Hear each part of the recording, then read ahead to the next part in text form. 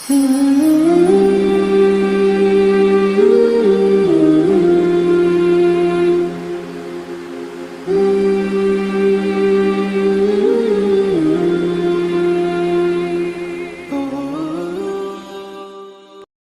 اللہ الرحمن الرحیم وَإِن كَانَ رَجُلٌ اگر مرد ہو ایسا یورث کہ جس کی وراثت جائیداد تقسیم کی جا رہی ہے وہ ایسا ہے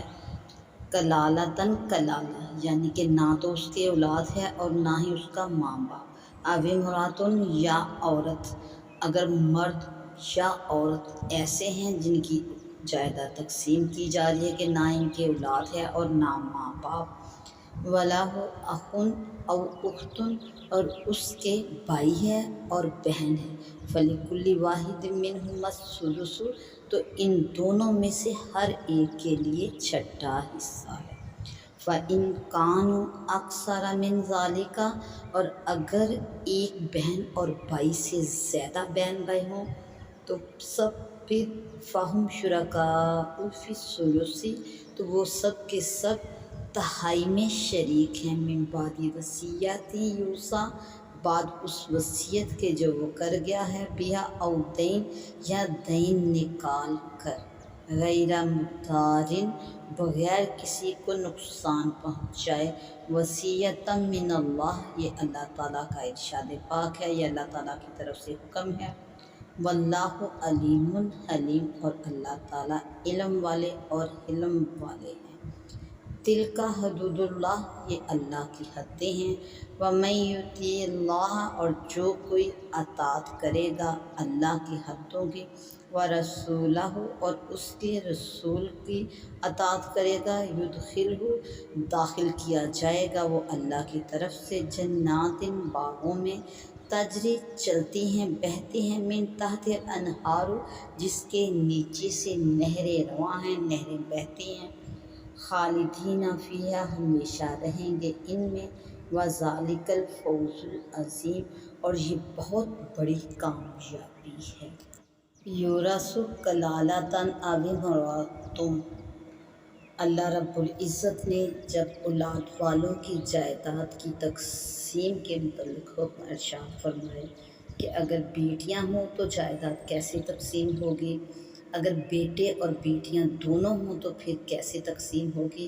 اس کے ساتھ ہی اللہ رب العزت نے کلام پاک میں اس آیت مبارکہ میں کہ اگر اولاد نہ ہو اور ماں باپ بھی نہ ہو اور جائیداد جس کی تقسیم کی جا رہی ہے وہ مرد ہو یا عورت، اس کے بارے میں بھی ارشاد فرمایا، وَلَهُ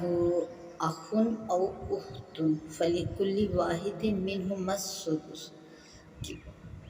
ماں کے رشتے کی بدولت